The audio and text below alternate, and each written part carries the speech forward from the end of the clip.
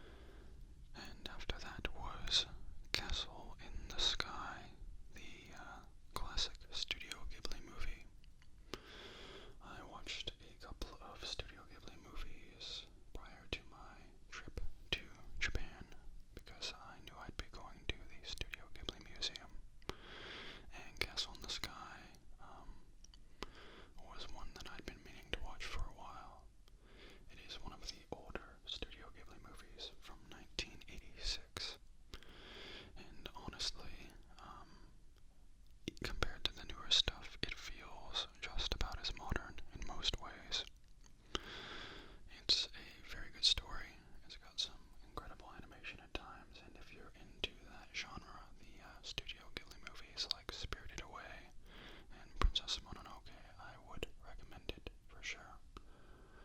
The same goes for the movie I watched after that, which was Howl's Moving Castle.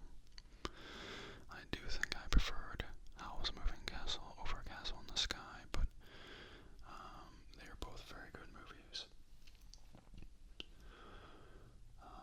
After that was The Exorcist from 1973, the original, or at least the most well-known Exorcist movie. I'm not sure if there are any others, but it feels like a franchise that has remakes and perhaps older versions. The Exorcist is, in my opinion, a very good movie, a good classic horror movie. And what's interesting about it is how well it manages to be unsettling and scary without actually containing much violence or gore. It does have moments, but it's not over the top with jump scares or crazy violent movements necessarily. So if you've not seen it and you're into horror, I would recommend it. It's definitely one of the classics. After that, I watched the 1984 classic, The NeverEnding Story, which I really enjoyed. In a way, it made me feel like we don't have movies quite as creative as The NeverEnding Story anymore, simply because with the budgets movies have these days to allow for the kind of special effects that a story like this might require, it's not something that a lot of studios want to take risks on, because this is a very strange, kind of out there movie in a lot of ways. But that's what I liked about it. It wasn't the best movie, it wasn't the best story, it didn't have particularly amazing writing or acting or anything like that, but you could just feel the passion that went into kind of portraying this fantasy story on the screen, given whatever budget they had back then. And so I appreciated it a lot on that level. If you're into more, I'm not sure if campy is the right word, but perhaps campy fantasy movies from the 80s and so on, and you've not seen it, I would recommend it for sure. Next up was Rogue One, a Star Wars story, which I was fairly intrigued by upon it being revealed a few years ago, because I wasn't sure how well they'd be able to pull off a Star Wars movie that was not one of the major episodes. But I think they did a great job. It was very interesting to see this kind of cast of side characters filling the gaps between movies. It's pretty much just a prequel to A New Hope, like something between Episode 3 and A New Hope, and I think it does a very good job with that. It does feel a little disjointed at times, like parts of it were written and rearranged and cut out and so on, and I don't think it's as memorable as the episodic Star